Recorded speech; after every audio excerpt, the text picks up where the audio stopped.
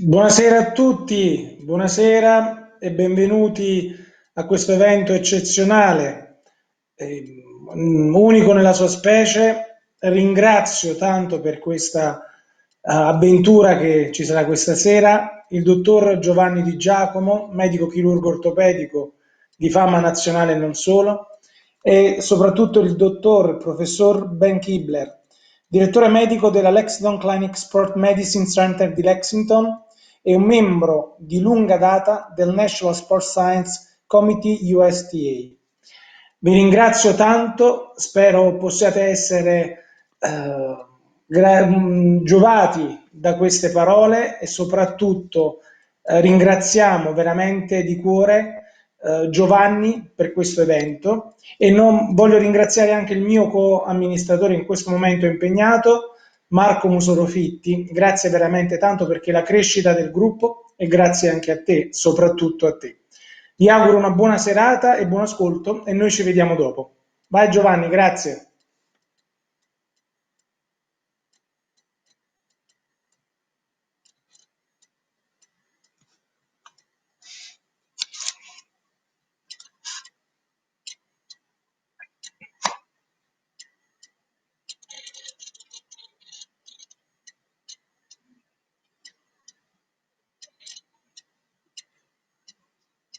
E noi ci vediamo dopo.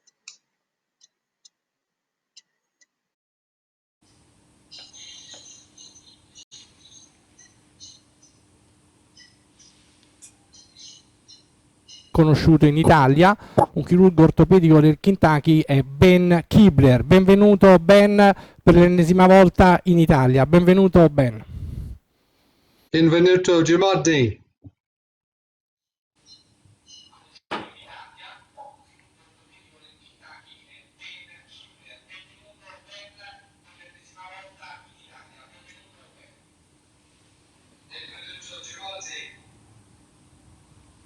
Medici dello sport sul territorio internazionale di poter ricevere dei messaggi. Quindi Ben, cominciamo in modo un po' tradizionale, una domanda dovuta è: perché sei diventato medico? Perché hai scelto la specializzazione in ortopedia? Qual è stato il tuo iter che tutti noi immaginiamo essersi svolto forse nel Kentucky, ma probabilmente, come si usa in America, la preparazione è un po' più itinerante? Ben, good evening. Take us an excursus of your medical career. How did you get orthopedic? Why you choose the shoulder and then the scapula? And which orthopedic influenced you the most? But let's get right into the scientific world, and not only. You are known as a scapula man. Could you explain, as you understood, that in addition to the glenohumeral, there was something more complex? It has been difficult for world surgeons to understand the concept of scapula thoracic. Yes, I got interested in orthopedics because I was a baseball player. Io mi sono interessato di questo perché sono stato un giocatore di baseball. Yes, and I understood that to throw the ball, you had to have not only the arm, but the shoulder blade as well to throw the ball.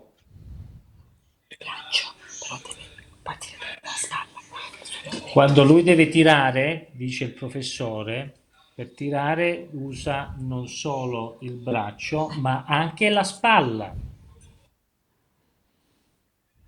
And nobody knew much about the scapula, so I figured I needed to learn about the scapula.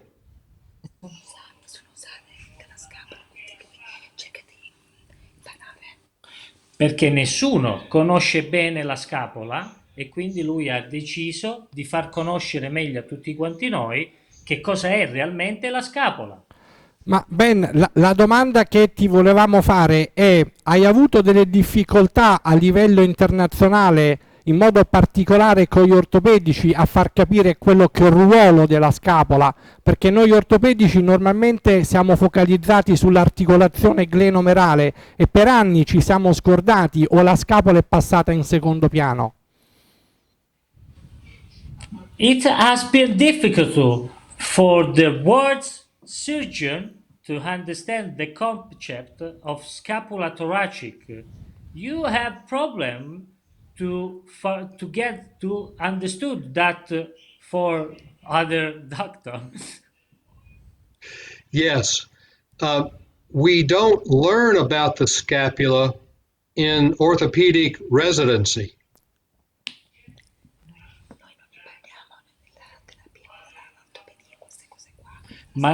Ma noi nell'ortopedia non impariamo queste cose al riguardo all'articolazione della scapola, al riguardo della scapola. E in effetti, Ben, tu hai insistito molto a spiegare come la spalla sia un anello di una catena cinetica complessa e ha insistito molto sul trasferimento dell'energia dal basso verso l'alto. E ho messo alcune slide che voglio far vedere. Questo è in onore tuo, perché sei stato definito Scapula Man. Avrai sicuramente avuto delle difficoltà a inculcare in noi ortopedici il criterio della scapola, ma ci interessava che tu ci delucidassi qualcosa sulla catena cinetica e sull'importanza del trasferimento dell'energia dal basso verso l'alto. Could you explain us when you say that the shoulder is the link of a complex kinetic chain and an energy transfer in a near distal sense? Yes, the hip and core are the engine to develop force. And the arm is the delivery of the force. The shoulder and the scapula are the anatomic structures that transfer the force from the engine to the delivery mechanism. It requires a very stable ball and socket to allow that to happen.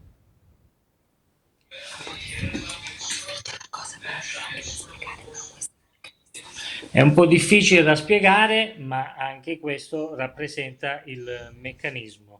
Sì, Ben ha sottolineato l'importanza del trasferimento dell'energia dal basso verso l'alto, cioè lui ha sempre messo enfasi sul fatto che quando si fa un gesto atletico delicato come nel baseball o come nel tennis, il movimento non è solo intorno all'articolazione gleno-omerale, ma c'è tutto un link di anelli che formano la catena cinetica che trasferiscono l'energia dal basso verso l'alto. Questa catena cinetica è sotto il controllo propriocettivo e neuromuscolare, è quello che noi chiamiamo il gesto atletico, ma la qualità del gesto atletico permette di trasferire dal basso verso l'alto l'energia ed avere quello che noi chiamiamo il miglior metabolic cost. Che cos'è il miglior metabolic cost? Il miglior metabolic cost è spendere meno energia possibile per avere un gesto efficace dal punto di vista sportivo. Quindi, come vedremo dopo, il trasferimento dell'energia dal basso verso l'alto è fondamentale. When I'm just speaking about what you wrote in a lot of your papers when you have explained how much is important to transfer the energy from proximal to distal, and the shoulder is only a ring of a very complex kinetic chain. And this is very important when we analyze different type of sport, but is very, very important also in rehabilitation, because we and the physio have learned from you that one of the key points is not only to rehabilitate the shoulder, but to rehabilitate all the kinetic chain. Isn't true? That is exactly correct. You have to rehabilitate each of the parts to do what they need to do, whether it's develop the force, transfer the force, or deliver the force. Each of the muscles have to do their part.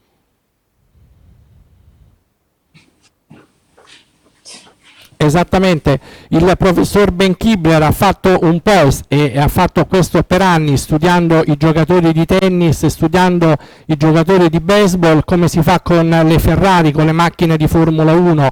Si è studiato l'atleta di alto livello per capire meglio la biomeccanica e la neurofisiologia delle articolazioni. Ben, oltre la scapola, una domanda simpatica, ma tu hai anche altre passioni? Abbiamo visto che quando eri giovane giocavi a baseball, ma c'è qualche altro sport che hai nel cuore? Puoi tradurre, Vincent. Oh, okay. Over the scapula, do you have other passions? Why do you like? Yes. Why do you like The tennis? scapula. Why do I like tennis? I love to play tennis. It's a great game to play. My wife plays it. I have learned how to meet a lot of people playing tennis. It's just a very, very enjoyable sport. E Vincent, gli puoi chiedere se il fatto di giocare a tennis lo ha aiutato a percepire e a capire meglio la biomeccanica del gesto atletico? The study of the shoulder in tennis was born by Ben tennis player or Ben scapula man?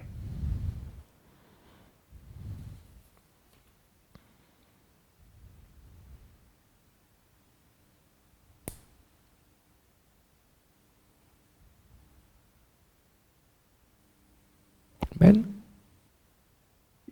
I'm sorry, what was the question? Yes. Yes.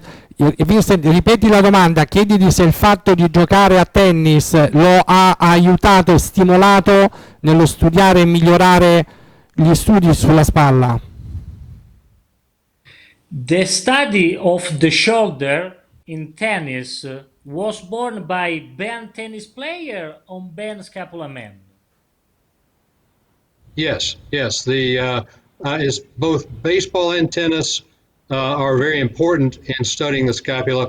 If you don't have a good scapula, then you cannot play tennis well or baseball. You cannot hit the ball or throw the ball well. You have to have a good scapula to control this.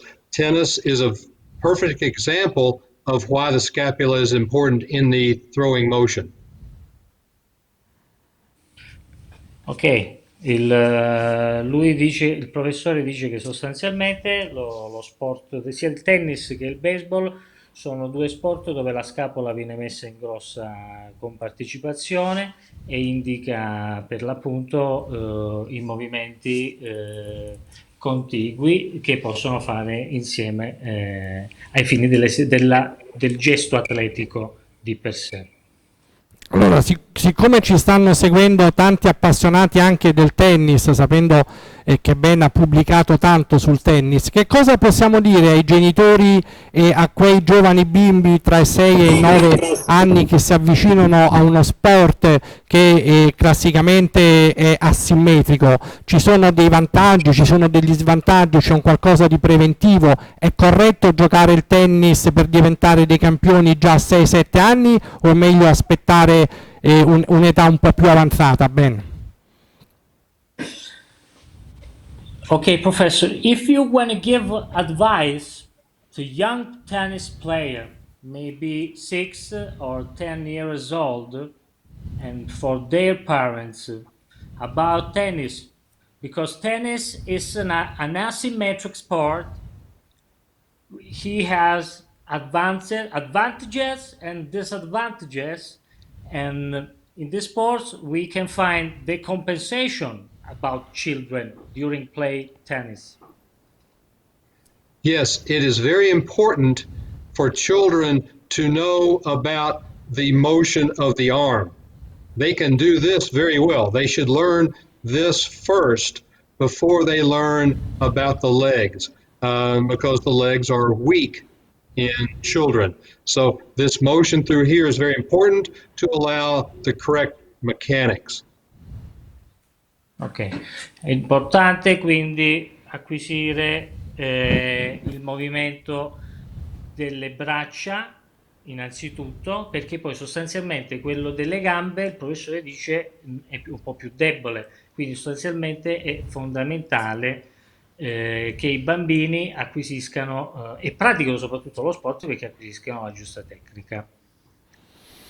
Ben, tu come me hai avuto l'opportunità di lavorare per tanti anni nel tennis, di seguire dal punto di vista clinico e anche di studio diversi atleti professionisti. Oltre me e Todd, insieme abbiamo scritto un libro, l'unico libro che c'è sulla tennis medicine. Hai qualche ricordo, qualche aneddoto nell'ambiente del tennis o qualche altra equipe, qualche collega internazionale con il quale hai approfondito questi studi che vuoi ricordare? Ok, Prof. Can you give us an anecdote in the world of tennis, your nice memory, and there is a team outside of Todd and Dr. Di Giacomo with you collaborated in ATP and WTA? Yes, we, Dr. Di Giacomo and I have been friends for many years about tennis. We co-edited this book. It's the best book to understand the sports medicine of tennis that has been put together. I need to congratulate Dr. Di Giacomo on the extreme good work that he did for this book. Allora, loro hanno collaborato insieme col dottor Di Giacomo e il professor Kibler a stilare questo libro, che è stato un libro estremamente importante in merito al tennis e alla disciplina che rappresenta il tennis. Todd, dunque, Ben, ho avuto diversi anni fa il privilegio, nel Kentucky a Lexington, ero con un fisioterapista, con Pier Giorgio Luciani, di partecipare a un close meeting organizzato proprio da te, da Ben Kibler, nel quale è stato coniato per la prima volta il termine di discinesia scapolo-toracica, un termine che poi è un obbligo, è diventato una pietra miliare nell'ambito riabilitativo e chirurgico. Ci puoi spiegare in termini semplici da una parte, ma anche un po' più complessi, che cos'è la discinesia scapolo-toracica? Ben, grazie. Dr. Di Giacomo had the privilege to participate some years ago in Lexington, where the term of dyskinesia scapular-thoracica was born. Explain us in a simple and a complex way, what does it mean? There is a more important muscle group in the shoulder. Yes, scapular dyskinesis means that the scapula, instead of moving smoothly, it tends to tilt or rotate so that it affects how well the arm can move. The serratus anterior and the lower trapezius appear to be the most important muscles to make the scapula move the way it should, rather than do the dyskinetic patterns.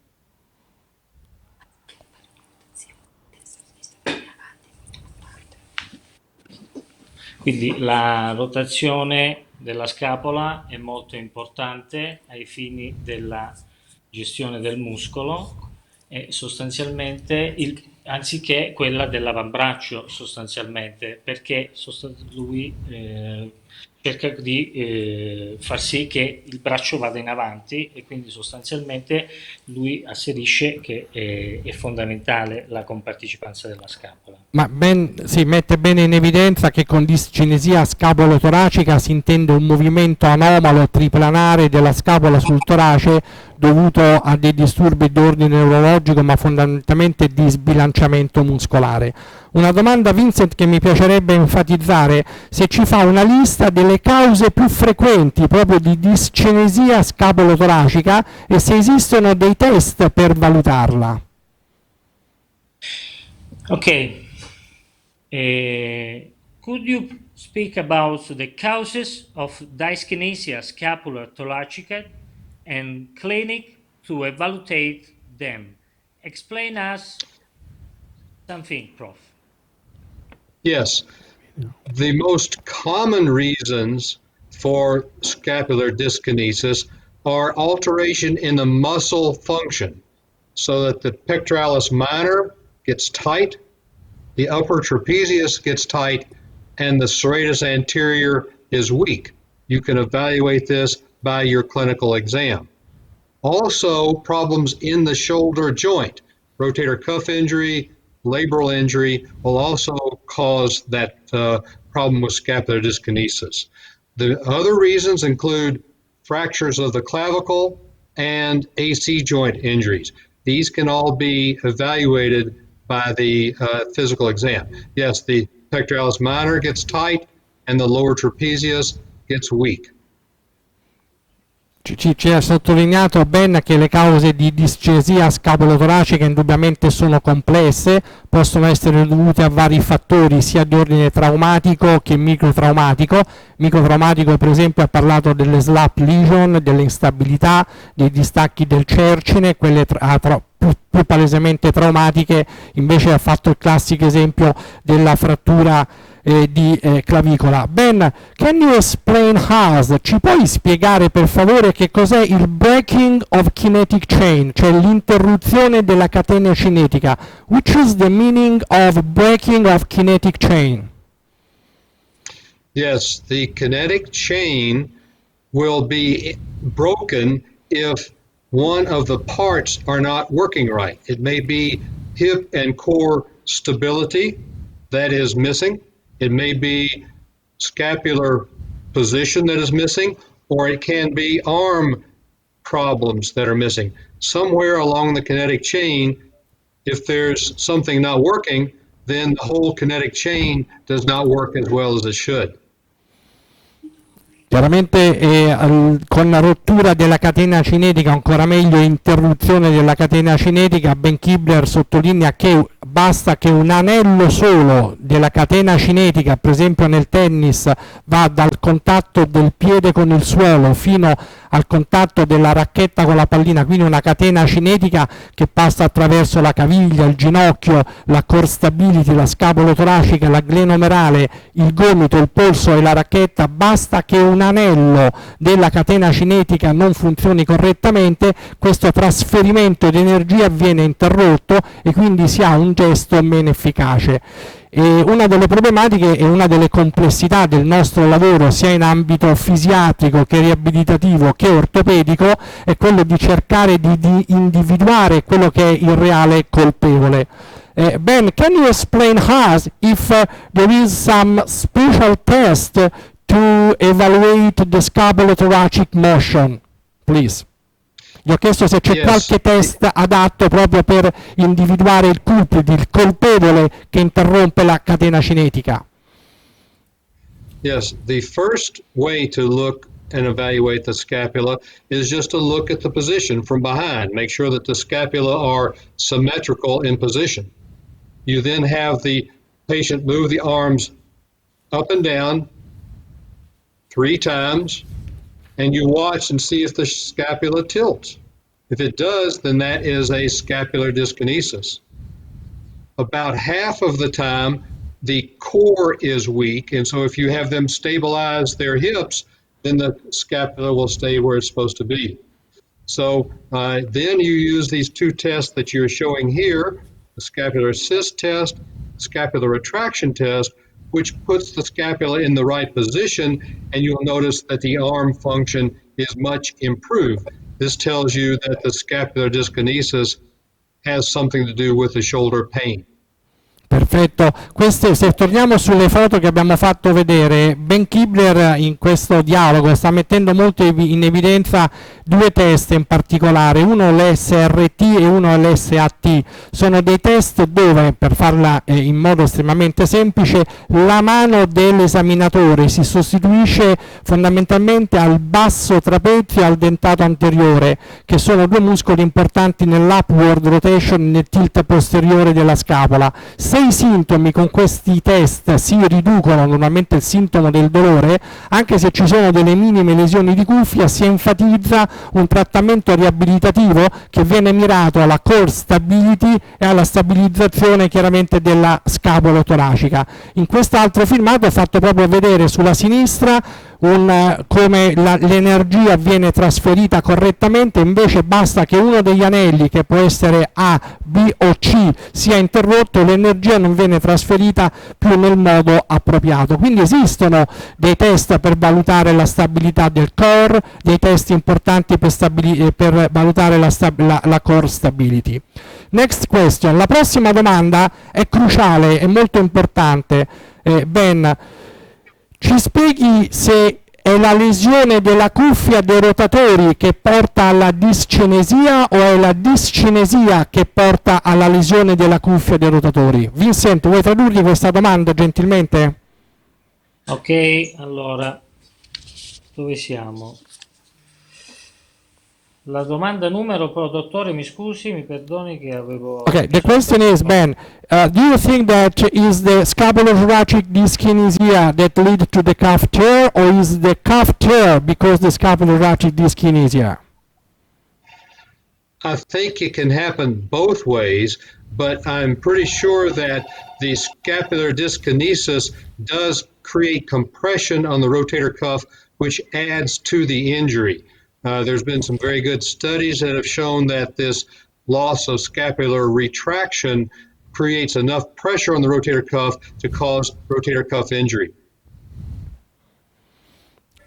Ha detto proprio che ci sono diversi studi, è un po' il concetto se è nato prima l'uovo o la gallina, però lui è convinto, e su questo ha fatto diverse ricerche, che la mancata retrazione, il mancato tilt, come si vede proprio questo in filmato, della scapola, la mancata retrazione, facciamo riandare il filmato un momento che è interessante, vedete bene come un'instabilità scapolotoracica sotto l'azione del deltoide riduce in modo dinamico la compliance subacromiale, un concetto che appartiene a Ben, che a me ha insegnato tanto, il concetto proprio di impingement dinamico, cioè ancora purtroppo ci sono delle credenze che l'impingement sia dovuto all'acromion uncinato, all'acromion di tipo C, invece molto probabilmente è proprio una disfunzione, quella che Ben ha chiamato la discinesia scapolotoracica, l'instabilità della scapola che crea una diminuzione dinamica dello spazio subacromiale e crea proprio quello che viene chiamato l'impingement subacromiale.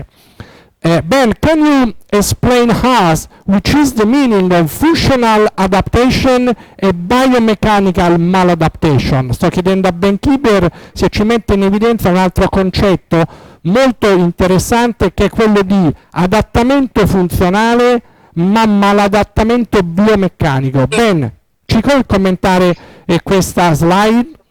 Vincent, vuoi tradurre tu a Ben, per favore? Okay, Prof, Yes. could you explain us this slide about the functional adaptation and mechanical adaptation, please? Thank you. Yes, the best example is shoulder rotation. As a result of doing this motion in throwing, the posterior shoulder muscles and capsule get tight. This is the functional adaptation.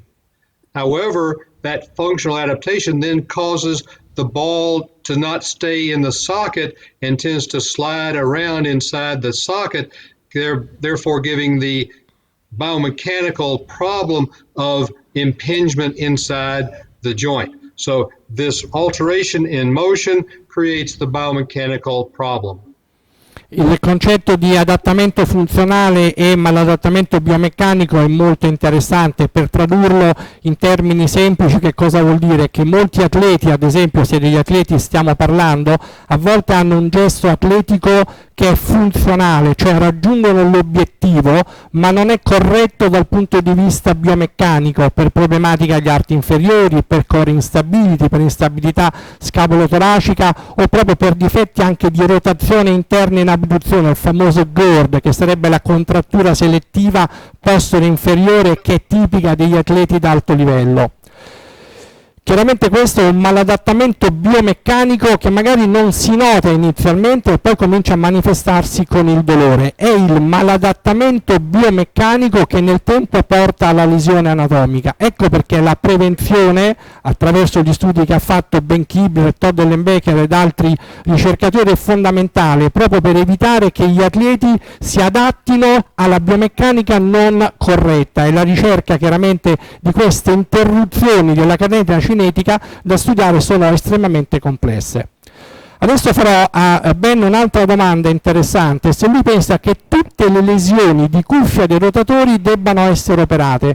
Perché di cuffia stiamo parlando in questo momento legata allo squilibrio, alla discinesia scapolo-toracica? Mi piace ricordarvi che la maggior parte delle lesioni di cuffia sono atraumatiche, non sono traumatiche. Quindi la domanda che voglio fare a Ben è cruciale, perché molte persone di 50-60 anni hanno delle lesioni di cuffia che sono completamente asintomatiche. In questo momento nel mondo ci sono milioni di persone che in altre parti del mondo stanno giocando a tennis, forse a baseball, con delle lesioni di cuffia che sono asintomatiche e probabilmente rimarranno solo per sempre asintomatiche.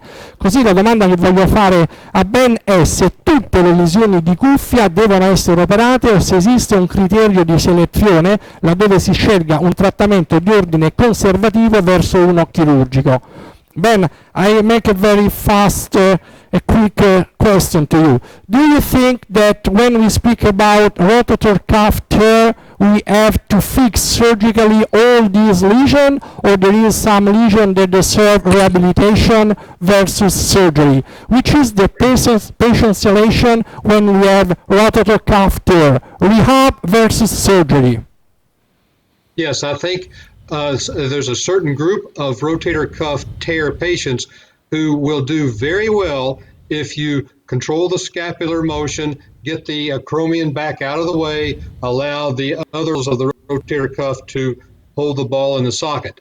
You can tell that by doing that scapular assist test and the scapular retraction test. The ones that improve their function can at least have a chance to improve with rehabilitation.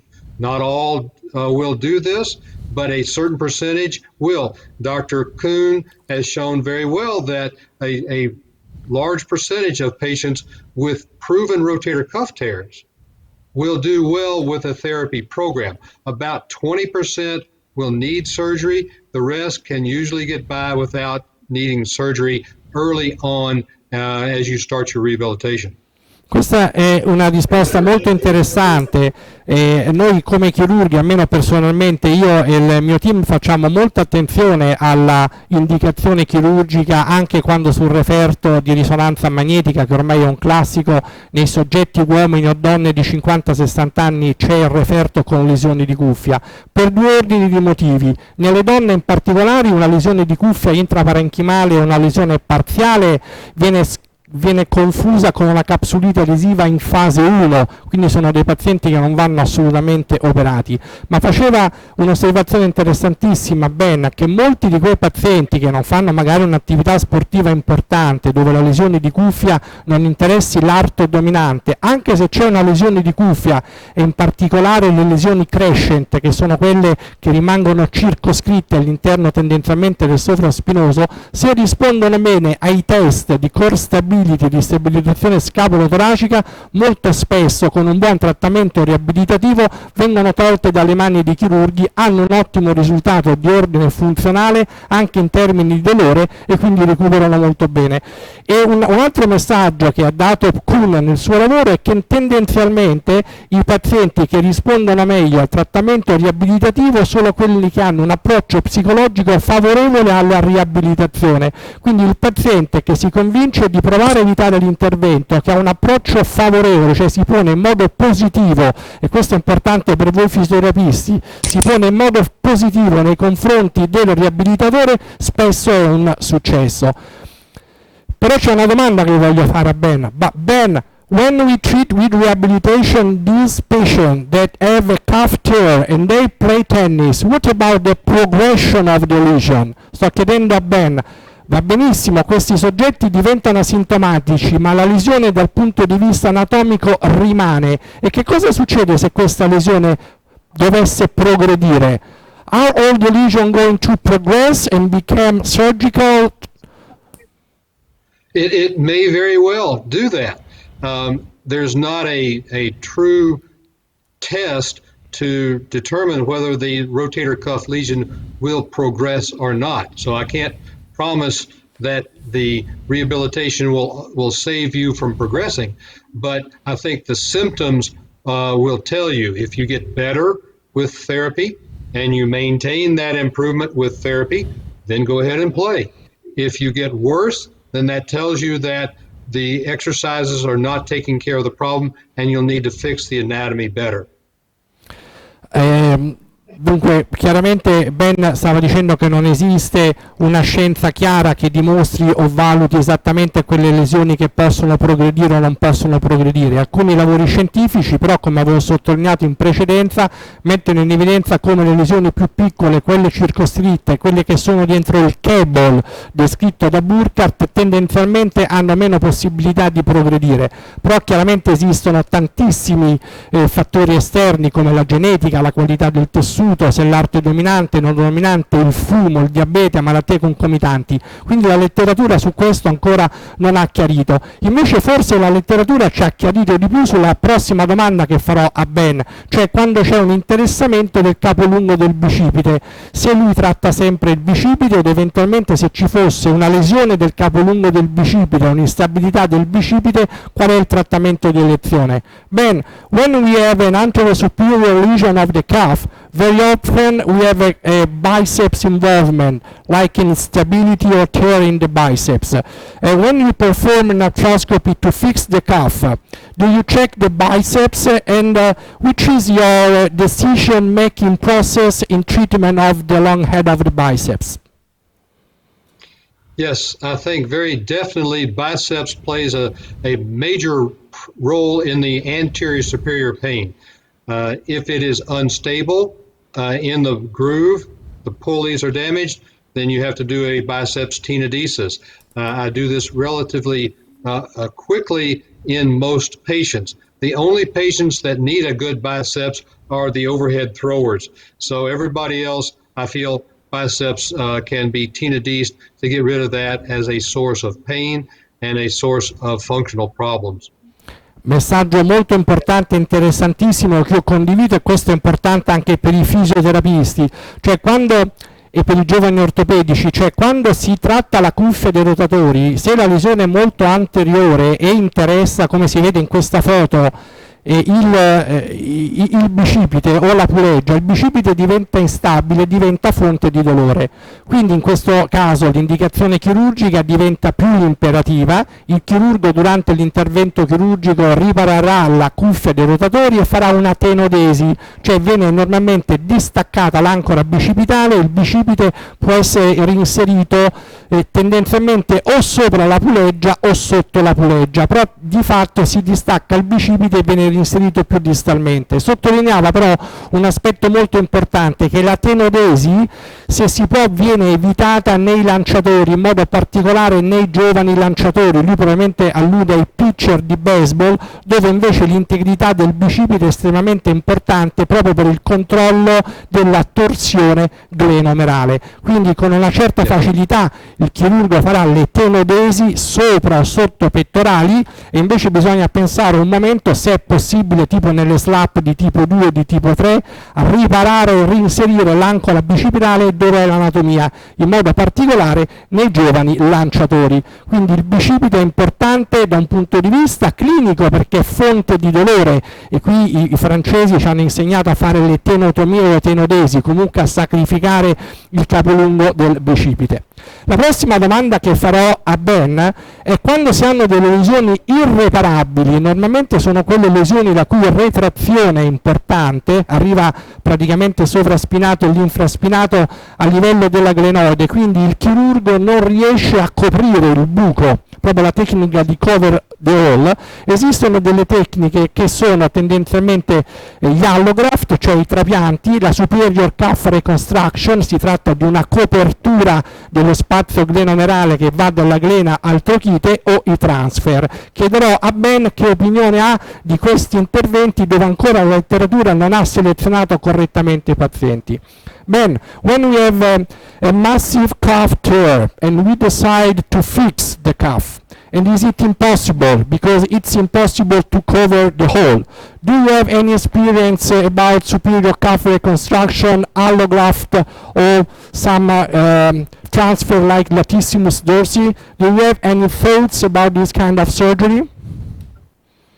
Yes, if the large rotator cuff tear is irreparable, they still have external rotation ability, then I will do a superior capsular reconstruction as my first choice. If they have weakness of external rotation or weakness of abduction external rotation, I don't think it works as well. I've had very good success with using a lower trapezius transfer with an allograft to the humeral head. I think this works very well. So I will try to repair it. If I cannot repair it, then I will use the superior capsular reconstruction. However, and I do not feel that the external rotation is as good with the superior capsular reconstruction, so I will use a tendon transfer, and have had very good results with that technique.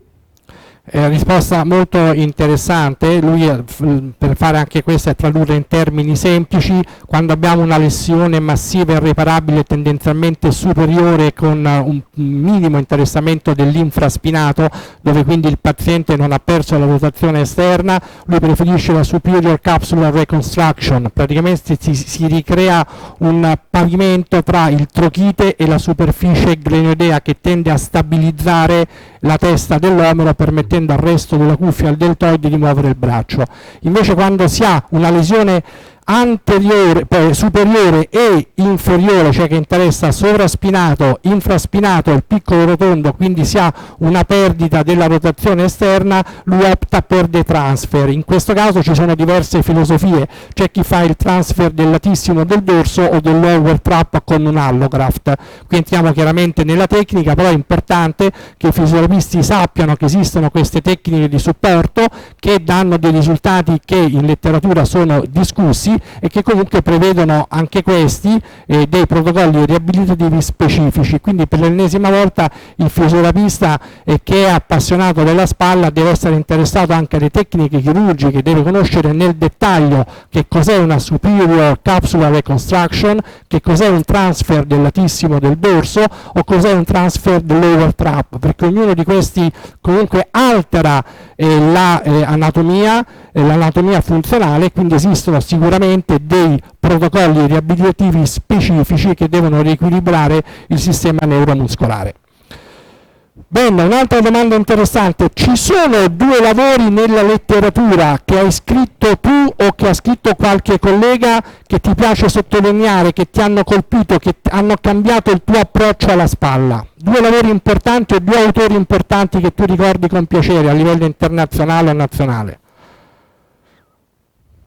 Then, do you think that there are in your mind two main papers from any authors, any friends of you or from you, that are so much important, that have changed the approach of the shoulder pathology around the world? Only two main papers that you can think about.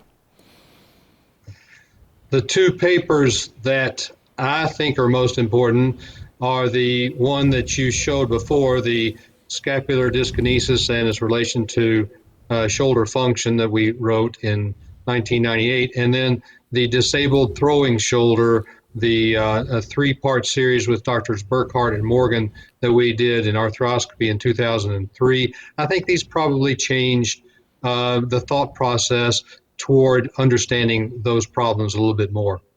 Ritornato chiaramente Ben sull'argomento della discinesia scapolo-toracica, quindi sull'importanza e il ruolo della stabilità scapolare. Ha sottolineato indirettamente anche gli importantissimi lavori di Burkhardt, che ha descritto il cable e il crescent ed è entrato per primo nell'intimo della biomeccanica non solo della scapolo-toracica, ma ha permesso di conoscere meglio proprio la biomeccanica della glenomerale, aprendo poi la strada a tutte quelle tecniche artroscopiche, nonché di chirurgia aperta, mi riferisco alle protesi anatomiche protesi inverse che oggi si attuano all'ordine del giorno grazie a questi studi in qualunque ospedale del mondo. Rilassiamoci un momento, some relax. Ben, can you explain and tell us something about the Kentucky? Can you just give us an idea? 1 minute about the Kentucky Derby, something about the where you live. Yeah, Kentucky is in the middle of the United States. It has a population of about 4.5 million. It has very good horse racing and excellent hiking and outdoor activities. If you come, the bourbon whiskey is very big in Kentucky as well. We love to have our bourbon and our horses and sit back and have a good time. Ben ha detto che chiaramente siamo tutti invitati ad andare nel suo paese, nel quale io sono stato diverse volte, che è nel centro dell'America nel nord, tendenzialmente a sud, famoso per il whisky, il bourbon e i cavalli, e il Kentucky Derby chiaramente è uno dei tornei in ambito equestre più famosi al mondo. Ben, do you prefer Kentucky chicken or spaghetti? I really enjoy pasta. I like Kentucky Fried Chicken, but I love pasta. And what about restaurant? You are many years that you travel and you are invited in many meetings around the world. Ben chiaramente è invitato da tanti anni come speaker intorno al mondo, ma is there some special restaurant you would like to go back? C'è qualche ristorante nel mondo dove hai mangiato bene e ti farebbe piacere tornare per l'arte culinaria? Is there some restaurant you would like to go back?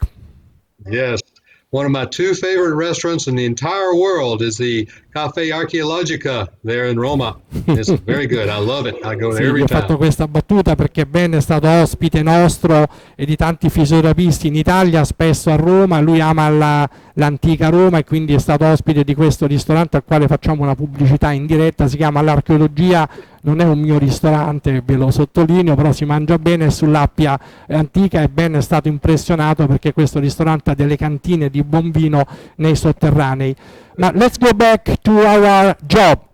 And this is a very interesting picture. Questa è una foto molto interessante. Ben, you know what I'm asking to you. What do you think about the treatment of shoulder instability with Latarjet technique? Sto chiedendo a Ben che cosa pensa della tecnica di Latarjet, cioè il transfer della coracoide nel trattamento della instabilità traumatica recidivante antero-inferiore. Sorrido perché Ben chiaramente è un anatomista, lui rispetta tantissimo la scapola, tanto da essere denominato proprio, come dicevamo all'inizio, scapula man, ed è ovvio che la Latarjet al mondo è conosciuta like non anatomical surgery, cioè una tecnica non anatomica perché prevede l'osteotomia della coracoide, che è un po' il faro della spalla. Si inseriscono una serie di legamenti, il coro acromiale, il coro comerale, il tendine comune, il piccolo pettorale, quindi è una parte, un'apofisi della scapola estremamente importante. Ben, why you don't enjoy so much? What do you think about the Latarjet technique? Well, a Latarjet technique basically is good if you have a piece of bone missing. If you don't have a piece of bone missing, then the Latarjet is not necessary to fix the anatomical problem. The bad part of the Latarjet, as you mentioned, is that you're taking this piece of bone and you're moving it so that the arm cannot do the normal activities that it is meant to do.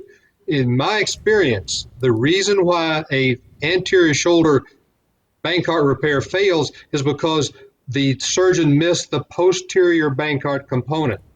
I think that the body will, if you don't have any bone loss, the body will dissolve the piece of coracoid because it's not necessary. I think it's the wrong operation to do if you don't have any bone loss. Risposta interessantissima, ci sarebbe chiaramente cari amici, da fare un convegno su quello che ha detto Ben. Lui è stato molto sintetico, la mia domanda era provocatoria perché voi sapete benissimo che i francesi e anche gli italiani con la Latarjet sono abbastanza aggressivi, invece lui è stato molto didattico, dice che la Latarjet nasce fondamentalmente quando abbiamo dei bone loss glenedei, fondamentalmente esclusiva per le lesioni off track, laddove la heel sacs si ingaggia facilmente con il bone loss glenoideo. Quindi in sintesi lui ripone l'osso laddove manca, quindi quando abbiamo delle percentuali intorno al 18, 20, 22% di glenoid bone loss. E dice che quando fallisce invece la plastica capsulo-ligamentosa artroscopica, e su questo per me ha perfettamente ragione, è perché i chirurghi a volte sottovalutano la banda posteriore del legamento glenomerale inferiore, e in effetti la didattica vuole che quando noi ripariamo una lesione di Bankart, il chirurgo come una maca deve ritensionare la parte antero-inferiore ma anche la parte postero-inferiore. Dice che una parte degli insuccessi potrebbe essere legata proprio a questo fatto. Thank you, Ben. Let's go back to another pathology, AC dislocation. You know that a few days ago we had a nice speech with August Mazzocca about AC dislocation. I want to show my friends how much you are interested in answering to our questions, you know? And my questions is, after the translation, I am asking you, which is the treatment of AC dislocation, the acute one? We have grade 1, grade 2, grade 3, 4 and 5. And which is the algorithm of treatment in this kind of dislocation? Io sto chiedendo a Ben un altro tipo di patologia, che è la lussazione acromion-claveare, che si suddivide in 5 gradi. Sapete bene che il primo e secondo grado c'è il tasto di pianoforte, il terzo grado in cui si ha un insieme di lesioni del conoide, trapezoide e acromion-claveare superiore è una lesione più complessa, ma anche qui ci sono scuole tendenzialmente diverse. Ci sono delle scuole più aggressive che tendono a riparare il grado 3, invece delle scuole un po' più conservative, forse la maggioranza, che invece tendono a essere conservative. So, Ben, which is your surgical behavior when there is a surgical indication in the AC dislocation? Yes. Come?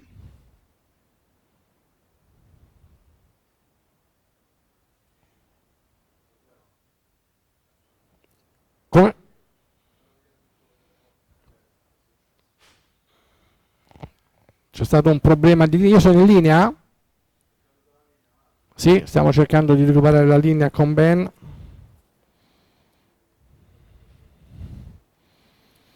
La domanda era, posso continuare io? Sì, la domanda che ho fatto al professore Ben Kibler era proprio quello sull'illustrazione acromion-claviari. Sapete che gli elementi di stabilizzazione sono il conoide, il trapezoide e il legamento acromion-claviare superiore. Mi interessava sapere che cosa ne pensava Ben nella ricostruzione di questa dislocazione. So che lui dà moltissima importanza, oltre che la ricostruzione del conoide e del trapezoide, proprio al legamento acromion-claviare superiore.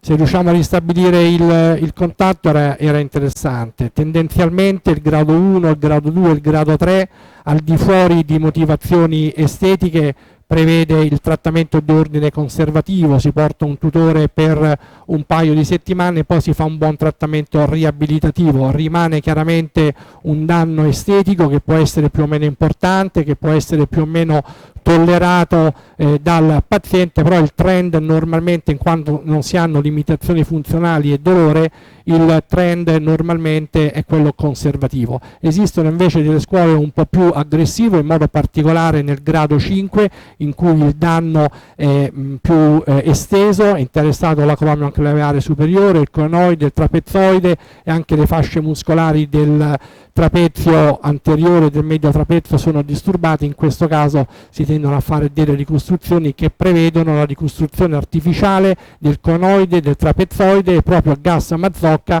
in questi ultimi anni ha sviluppato delle tecniche di tension band, cioè con elementi sintetici che passano a cavaliere sull'acromion claviare superiore e quindi stabilizzano questa articolazione.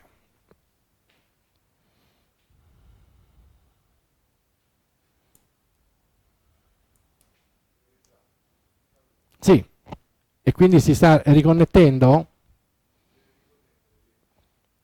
Non so se c'è la possibilità a dei fisioterapisti che hanno ascoltato fino adesso intanto di interagire, di fare qualche domanda mentre cerchiamo di riconnetterci sì, con Ben Kibler. C'è modo, Gianluca, di... Sì, Enrico, c'è qualche osservazione? Che sono state date tante cose, cioè, ci sarebbe veramente da fare 5 congressi su questi elementi. Me lo fai sentire, Giovanni, Enrico? Giovanni, mi senti? Giovanni? Eccomi.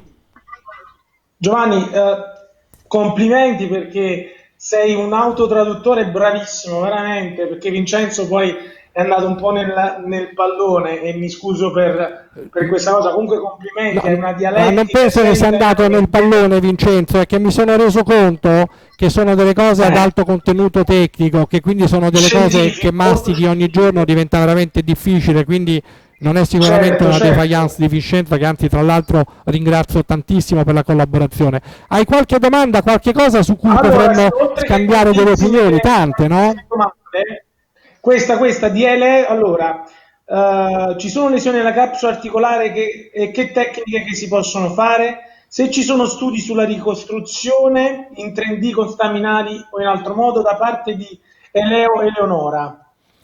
Ma dunque, ricostruire con le cellule staminali siamo un po' nell'ambito un ambito futuristico, diciamo che ancora la ricostruzione tissutale è proprio a livello sperimentale.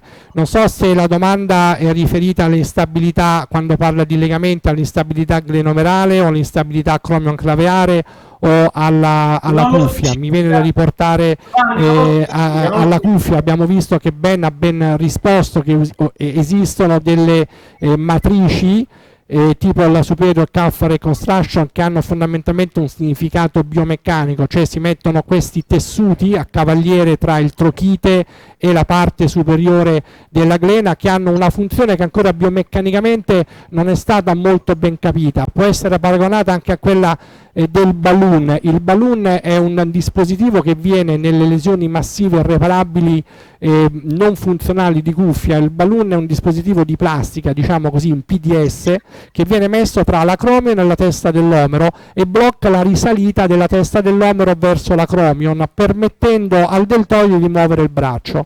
Si tratta di ricostruire una sorta di protesi inversa di ordine biologico, però la biomeccanica ancora di questa superior calf reconstruction ideata da Miata ancora non è nota, però ci sono dei vari report che portano, quando il paziente è selezionato correttamente, degli ottimi risultati clinici, e Ben Kibler ha messo in evidenza proprio che la selezione del paziente deve discriminare nelle lesioni massive di cuffia tra quei pazienti che hanno solo una lesione superiore massiva e reparabile, dove non c'è deficit della rotazione esterna, da quei pazienti che invece hanno una lesione superiore che si estende anche posteriormente, che quindi interessa sovraspinato, infraspinato e piccolo rotondo. Chiaramente in questi soggetti la superior calf reconstruction non è sufficiente, bisogna optare per un transfer. Oggi va di moda il latissimo del dorso e anche il transfer del lower trap, cioè del basso trapezio, con un allograft, perché se no non arriva sul trochite, che sembra essere enfatizzato da alcuni autori, in modo particolare della Mayo Clinic di Rochester, perché il basso trapezio avrebbe una direzione biomeccanica delle fibre più simile a quella dell'infraspinato e quindi potrebbe favorire la rotazione esterna. Però vedete che ancora il trend non è verso le cellule staminali, ma ancora verso il transfer o qualcosa di biologico, ma non di derivazione staminale. Giovanni, l'ultima domanda e poi ti passo la parola per il professore. C'è Giuseppe Porcellini che ti saluta. Eccolo Giuseppe, finalmente. Ciao. Che piacere, che onore. Giuseppe sarà lunedì con noi, te lo volevo dire, se sei invitato, se tu sai, casa tua questa, quindi grazie, mi farebbe piacere. Dimmi Giuseppe. Caro Giovanni, puoi chiedere a Kibler se la scapola è una vittima o la causa del dolore? Mi spiego meglio. Non è dolore secondario causato dall'instabilità della cuffia e quindi la scapola è una vittima? Esatto, facciamo la domanda a Ben se l'abbiamo in linea. Rientra Ben? Hi Ben, Yes. you are back. There is a special question from a very important Italian surgeon that is a friend of mine and is working in north of Italy, is working in Rimini, in Forlì.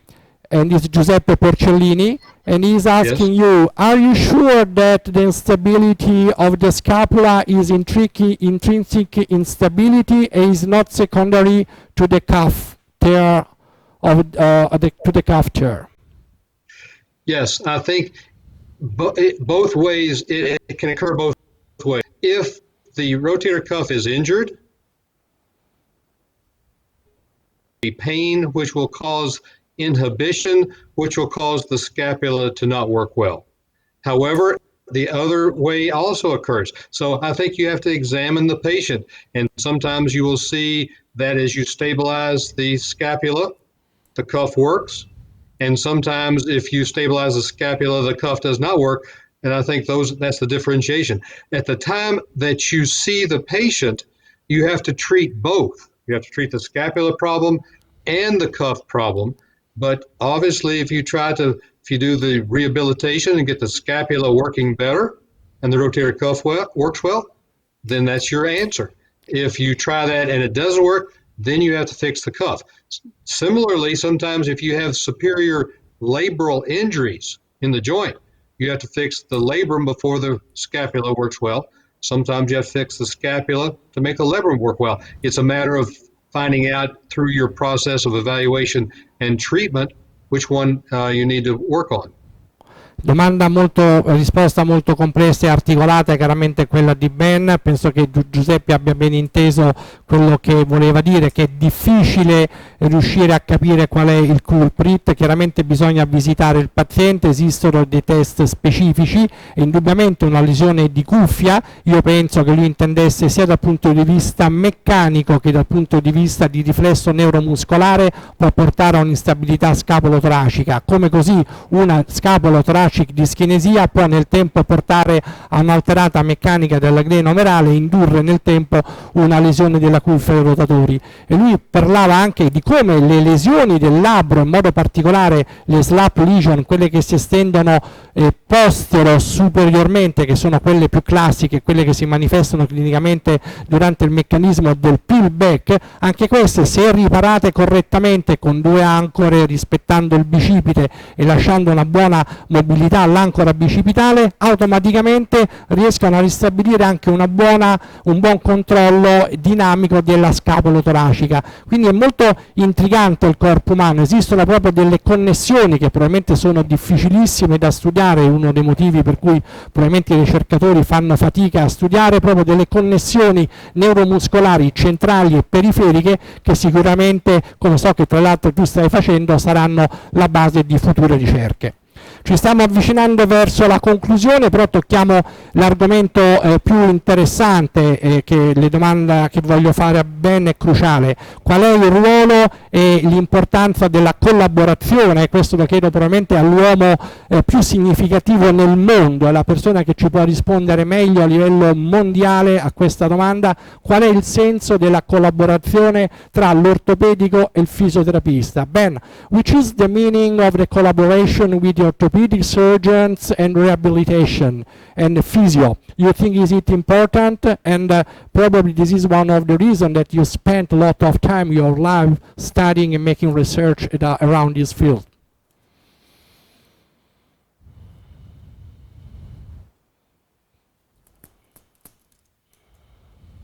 Return to activities. The orthopedic surgeon needs to fix the anatomy. You got to fix the rotator cuff injury or the labral injury or the biceps tendonitis. We have to fix the anatomy so that the physiology can work. And we don't fix the physiology, the physical therapists fix the physiology, and then we determine what the functional return is. So we both have to do the job. They can't do the job without us fixing it. We can't do the job without them doing their part to get them back to normal. The physical therapists are so very to the success of our surgical treatments.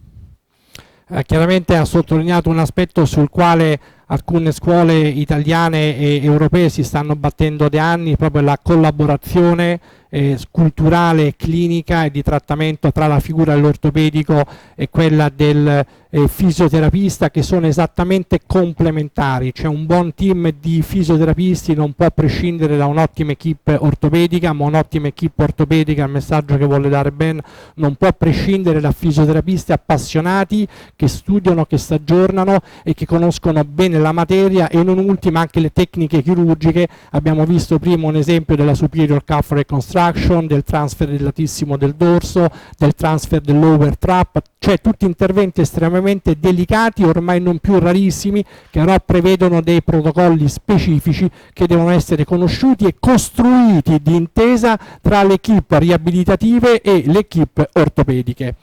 Ben, another question. What do you think about modalities? Giovanni, so therefore... Scusa la voce. Ben, can you hear me? Yeah. First of all, yes. Yeah. What do you think about modalities? In Italy, are very frequent physio that behind the hand and the brain, the culture, they use a lot of modalities. Do you have some special opinion about, like, just to give you an idea, in Italy it's very common to use laser therapy. That is an antalgic therapy, and it's very frequent, almost in Rome, but in most of Italy, to have these modalities as support of physical therapy. Is the same in the States, and do you have some special modalities to advise us? Do you trust in modalities or you don't? Yes. To further answer the question about orthopedics and physical therapists, orthopedic surgeons need to know as much about physical therapy as they can, so they know the exercises or the modalities. Similarly, the therapist should know the surgical principles so they understand what the surgery is about. So as far as modalities are concerned, I think they do have a role. I think they do help sometimes with pain. They sometimes help with swelling. Occasionally they will help build some strength up. They are only a part of the treatment. We don't use modalities in the United States as much as I think are used in Italy. We don't use laser much at all. We use maybe the ultrasound or the electrical stimulation a little bit more.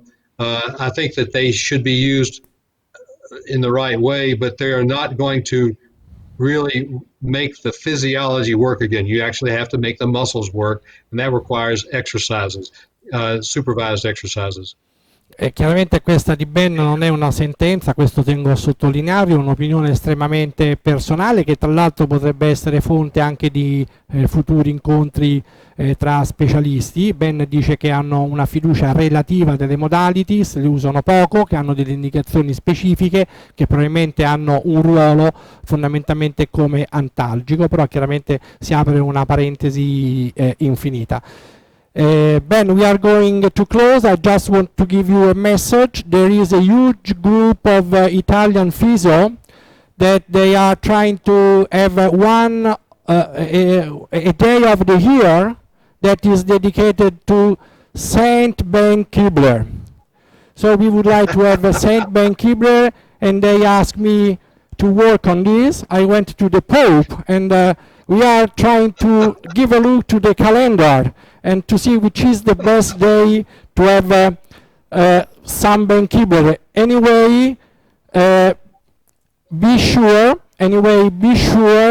that I will try to speak with our Pope, and anyway, any physio in his own studio as a Santino with your face, because we are sure that having in our mind Ben Kibler every day in our office, of course, is something that we have to think about. And I speak in the name of a lot of physio, a lot of doctors from Italy, and of course we are grateful to you for the stimulus and for everything that you have taught to us, not only in Italy but around the world, not only about the surgery, not only about the biomechanics, but also like a style of life. Thank you very much, Ben, for everything you did for all the physicians and doctors around the world, and especially for me. Thank you very much, Ben. You are very welcome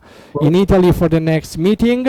And I give you the last words, and there is some questions also for the physio that are in contact with us now. Okay. Well, Giovanni, once again, thank you so very much for inviting me. It's been my extreme pleasure, and I look forward to seeing you again. I don't think I'm quite as much of a saint as is pictured there, but thank you very much for the honor. And I look forward to seeing all of you all sometime in the near future. Okay. Thank you, Ben. Just a moment for some questions. Marco, ci sono delle domande? Sì, per Ben.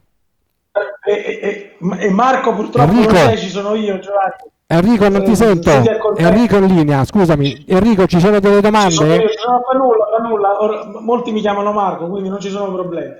No, allora, Eugenio Zigarelli, che pensa il professor Kibler della mobilizzazione della scapola? Se mobilizzarla e in quale caso si dovrebbe mobilizzare? Poi... Ne facciamo una alla volta. Sì, ok, scusa. Okay, Ben, they are asking you, some physio, what do you think about scapulothoracic passive mobilization? Is it important?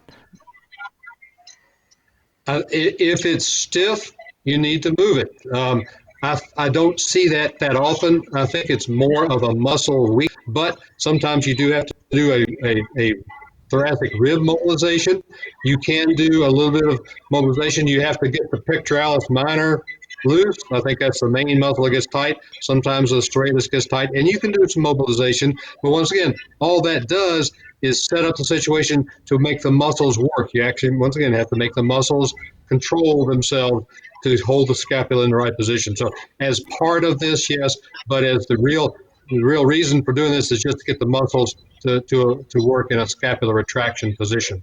La risposta è molto interessante, perché quello che intende lui con mobilizzazione della scapola toracica non è una mobilizzazione abnorme senza un significato, un razionale della scapola toracica, ma fondamentalmente Ben intende, è importante uno stretching, quello che lui chiama il wind up, cioè un allungamento del piccolo pettorale per cercare di riposizionare le scapole in retrazione, e dà più importanza al ritmo glenomerale scapolo-toracico coordinato, quindi al ripristino, come dicevamo all'inizio, muscolare della catena cinetica integrata.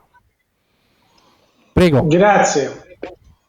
Come ultima domanda, questa l'abbiamo fatta. Eleonora specificava che la domanda fatta prima era per la scapolo-toracica. Un attimo solo. Allora, c'è Victor Naula che dice: il DET può essere il periodo che manca nella classificazione di NIR? Il DET. Non so, andiamo un po' più sul semplice, già ci complichiamo. Ciao Victor! Non lo so, infatti, non ho capito cosa di cinesia, non so, perché è un acronimo, non l'ha specificato, però. Se può specificarlo, DET che cosa intende? No, poi non ce ne sono più. Bene, allora ne approfittiamo per salutare Ben. Salutaci Ben il Kentucky, saluto tutti gli amici che ci hanno avuto la pazienza di seguire fino adesso, ringrazio Vincent per la collaborazione e ci vediamo fra 2 settimane con un altro ospite di eccellenza che mi fa piacere se lo presenti tu, Enrico. Chi sarà il prossimo ospite fra 2 settimane? Allora, fra 2 settimane il 15 Tordellenberger sarà una cosa eccezionale, spettacolare, con Giovanni Di Giacomo, il Tordellenberger. E Giovanni, tu ci porti sempre i più grandi qui e ti siamo veramente grati per tutto quello che stai facendo per noi, per il gruppo e per tutto il mondo della fisioterapia e della riabilitazione. Veramente stavo parlando prima con Elena telefonicamente, ho detto: ho capito perché Elena quando parla è così praticamente logorroica, nel senso positivo. Ho detto perché per stare a contatto con Giovanni Di Giacomo devi stare a 1000, altrimenti resti indietro. Veramente ti faccio i complimenti al professore Kibler, per l'amor di Dio, ma tu Giovanni sei un'eroina, veramente da poco hai finito di operare, sei sceso, sei venuto qui, traduci, fai domande, tutto, complimenti, chapeau, chapeau No, veramente. ma io vi Chapeau. ringrazio, anzi vi scuso a tutti coloro che hanno partecipato al webinar se ci sono delle impasse di ordine tecnico, però voi capite che è un contatto, non è il nostro lavoro chiaramente questo, il nostro lavoro per fortuna rimane in sala operatoria, vi garantisco che facciamo il nostro lavoro meglio in sala operatoria o negli studi di fisioterapia che come giornalisti o come direttori del TG, però ci divertiamo, questo ci stimola, ci dà l'onore di condividere tante nuove nozioni ed avere degli ospiti eccezionali che non sono solo degli ospiti ma sono degli amici. Ancora grazie e big hug to Ben, ciao da Roma, ciao dall'Italia, ciao Ben, grazie a tutti, grazie Enrico, Ciao, grazie Marco. professore. Ciao Nice to meet Giovanni. you. Nice to meet you. Ciao. Ciao. Arrivederci, proprio. Allora, Giovanni, tu ci dovevi dire qualcosa inerente al Vaticano? No, sì, adesso me vado a dormire perché abbiamo fatto una bella faticata stasera. Dobbiamo fare un Mamma mezzo mia. congresso, però ci siamo divertiti, insomma, dai. Grazie ragazzi, poi la prossima volta venite qua pure voi e vi metto in mezzo anche a voi. Sì, sì, va benissimo. Promesso, lo facciamo veramente, stiamo tutti quanti assieme. Ok, Ok. ciao a Ciao tutti. Giovanni, buona Ciao serata, ragazzi. buona serata, ciao.